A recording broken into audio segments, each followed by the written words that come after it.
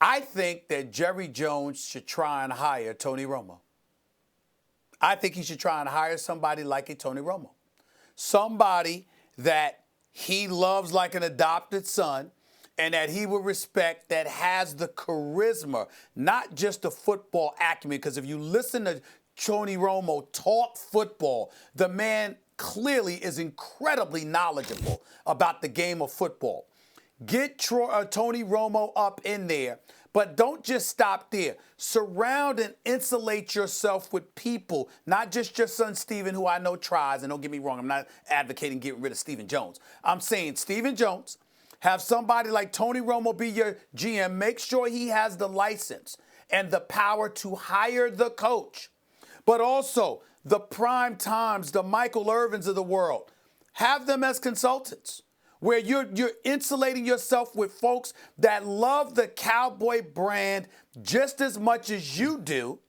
In the case of a playmaker like Primetime, a playmaker like Michael Irvin, a guy like Troy Aikman, insulate yourself with Super Bowl champions who you know the game because now they're on national television talking about the game, but empower somebody like Tony Romo to come in there as your GM and hire you football people. Do that. And I think that's the one shot you have of Jerry Jones still feeling involved, but not necessarily making those final football calls. Though somebody like a Tony Romo, I think, has the potential for Jerry Jones to concede to his judgment, and I think that would go a long way. I think that you have to make the claim that that Jerry Jones was somehow involved in, Jimmy Hoffa's disappearance. You have to frame him for a crime to get him out of football. That is the only way to do it because the fans will support the Cowboys no matter what. And that empowers Jerry Jones to do whatever he wants. And I'm not claiming Jerry Jones doesn't want to win. He really wants to win. But his ego is in front of winning. If his ego wasn't in front of winning, Jimmy Johnson would still be there, or Bill Parcells would still be there. Jimmy Johnson would be in a Ring of Honor. He'd be in a Ring of Honor, Jimmy Johnson. Some great coach, more importantly than that, some great coach would be helping the Cowboys win because it's a plum job. It's the glamour position. You could argue in American team sports, it's certainly among them. You want Lincoln Riley? Do you really? He's going to get credit, Jerry. Is he going to be unfettered? Are you going to allow him to do his thing? If he starts getting credit, is that going to be a problem? I bring this up time and again. George Steinbrenner with the Yankees in the 80s, it was the same thing. And like Jerry Jones, the worst thing that could have happened for Steinbrenner is he had a lot of success early, just as Jerry Jones did, buying players and stuff. And then he thought he could continue to do that because people were making decisions before he got there that were good.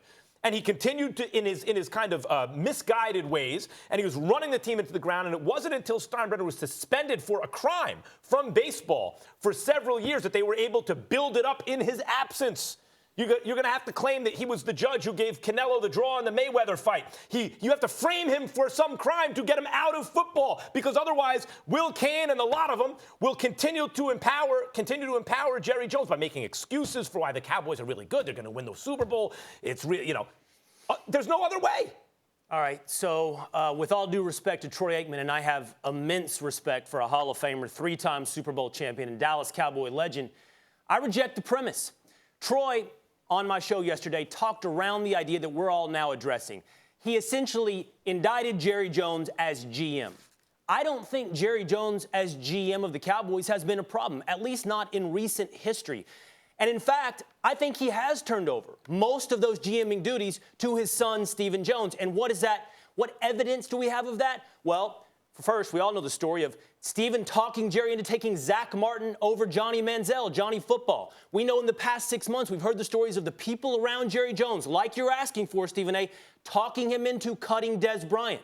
Since 2010, among their first-round draft picks, 7 of 9 have been absolute home runs. I'm talking about all-pros or potential all-pros or Pro Bowlers. We're talking about big-time players. Personnel hasn't been the Dallas Cowboys issue. Now, I'm glad you've come around, Stephen A. I appreciate the compliments, and I don't mean to come back aggressively, but for a year, I've been saying the Dallas Cowboys should hire Tony Romo. Not in the position you talk about today, because I don't think GMing is the problem, despite what everybody believes. I believe coaching is the problem. Your analysis is right, Stephen A. Jerry needs somebody that he respects, that he will give authority to, and that man is Tony Romo. But you hire him to be coach of the Dallas Cowboys. I believed it for a year. I believe it today. Well, the reason I disagree with you is because the only reason I picked GM as opposed to coach, because I'm thinking about being empowered. I think that's important. I think as long as Jerry Jones feels empowered, it's a problem. Like, for example, he might have conceded to the wishes of his son and other people in the room for that draft day story that we've articulated on numerous occasions, where he wanted to take Johnny Manziel and everybody else wanted to take Zach Martin. And Gary Myers, with his new book, How About Them Cowboys, used to write for the New York Daily News. Now he's a contributor to The Athletic. There's a book. Go check out that book, How About Them Cowboys, by the way. He was talking about how Stephen Jones, he had heard the story about how Jerry Jones wanted them to take Johnny Manziel. And Stephen Jones and others said Zach Martin. And when they took Zach Martin, Jerry Jones went over to his son and tapped him on his leg real hard and said, I'm disappointed in you. If you want to make things happen in life, you got to be willing to take risk, not to play it safe. And Stephen Jones, how that hurt his feelings because his father had been so disappointed in him. What I'm saying to you is that Jerry Jones might have conceded, but ultimately he has the power. There has to be a football guy that he's willing to say, okay, I'm going to fall back and defer to your expertise as a football guy. I don't think he'll do that with a coach. He might do that with a GM who would hire the coach.